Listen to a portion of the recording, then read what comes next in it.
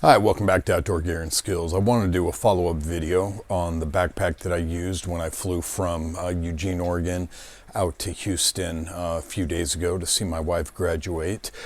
She's now a flight attendant for United Airlines, and so that's really exciting. And I'd gone out to see her a couple of times while she was in her 7-week training process, and I took my SOG backpack, and I really liked carrying this backpack because it had a spot for my journal, for my iPad. Then it kind of kept it separated when I had some clothes and different things in here, my pens, that kind of thing.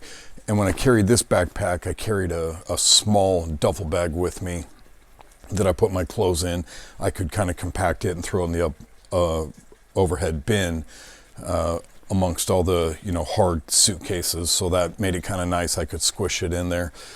And when I went just a few days ago, I didn't want to take this and a small bag. I wanted to just have one thing. We're going to be flying standby, so I wasn't checking anything. So I actually took this black backpack that I talked about. So it is, hopefully you can see that, quite a bit bigger. Now again, I don't know the brand on this. My daughter got it. I'm not sure if she got it while, she was in the Army, but it is, a tactical looking black bag, but it is thicker. So one of the things in general that I don't like about this is that there's just one main section. So when I'm putting my journal in, when I'm getting my iPad out so that I can watch a documentary while I'm flying, that kind of thing, it's a little more difficult with this bag. And so I don't like that, but I wanted the bigger size where I could just throw everything in and I could take off and have it all with me. It's got a smaller pocket here and then a lower exterior pocket. And so this worked out really well carrying this. So I left at 5 a.m. on Wednesday, and I was supposed to get back Thursday night around 9:30. I ended up not getting back till Friday. Didn't make connecting standby flights, so I spent the night in the Denver airport. So this became my pillow, but it allowed me to, have everything in here. So I had some protein bars. I had some beef jerky that turned out to be really dry, so that kind of sucked. But I had different things in here. I had eye drops that I'm glad I took with me. I almost didn't, but my eyes got really dried out, spending the night in Denver, sleeping for just a few hours. And so I'm glad I had that with me. I had some lotion when my nose and my hands were getting a little dry. So I was glad I had that. One of the things I typically carry with me is this small bag, and it kind of makes me think of almost like a chalk bag for rock climbing. But in here, I keep my toiletries for when I'm doing just a quick overnight. So I've got my deodorant, I've got flossers in here, I have some lotion, body wash, eye drops, different things like that. So it makes it nice just to have it like that. And then I've got, my bigger toiletry bag for when I'm gone multiple nights. But this fit really well in this lower exterior pocket here. I was able to put all my clothes in there. Now I typically have gotten to the point where if I'm going to be gone for 2 days, I'll carry, underwear and socks for 3 days. If I'm going to be gone for 5, I'll do it for 7, just to give me a little bit extra. That worked out really well on this trip. I changed into a pair of shorts at the airport when I was trying to sleep for a couple hours, and then when that wasn't working out, I kind of changed back into my jeans. But in this bag, I took kind of some looser, just normal denim colored jeans and a nice dress shirt I was wearing with a t-shirt under it.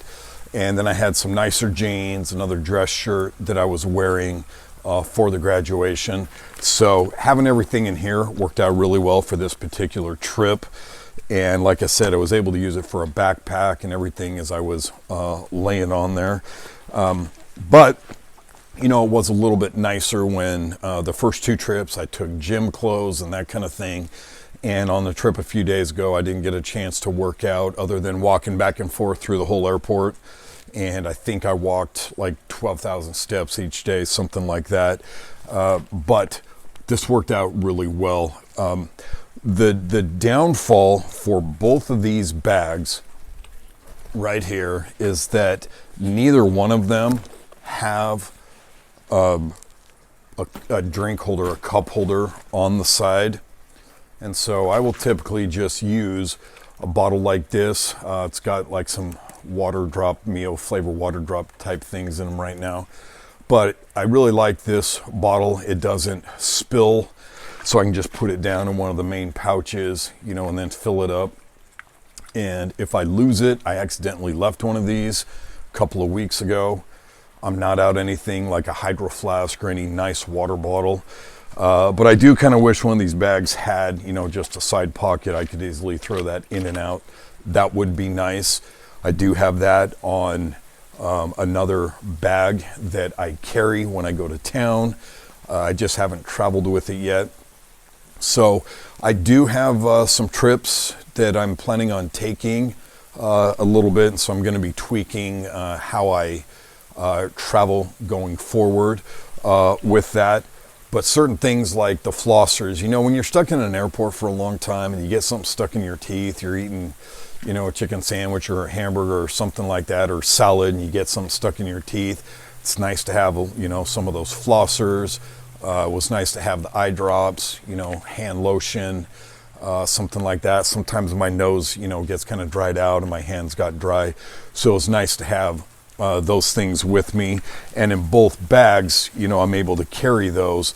And I just had this full of stuff. I also had my wired headphones so I could plug into my iPad. Holy crap, you can see the rain's really starting to come down now and probably going to turn to hail here. But I took those. I also took my Bluetooth headphones. And so I had all that kind of stuff in me. So I packed quite a bit while I was going, and as it turned out, I pretty much used everything I took with me. So like I said, I will be kind of fine-tuning things as I go forward. I might be looking at getting a nice carry-on bag or a nice overnighter bag that I can just take with me, so it's a little bit softer. I can kind of, you know, squish it into the overhead bin if necessary. But I keep my journal with me. You know, I've kept a daily journal for 34 years. I haven't missed a day. So I've always got to have that and some pens with me. So it's important that I always keep that with me. I'm not going to trust that to being checked in on my baggage. So I would love to hear your thoughts on how you travel, how you pack, what kind of gear you use when you're out there. And let me know in the comments. I'd love to hear what your experiences are. And as always, thanks for watching Outdoor Gear and Skills, and we'll see you out there.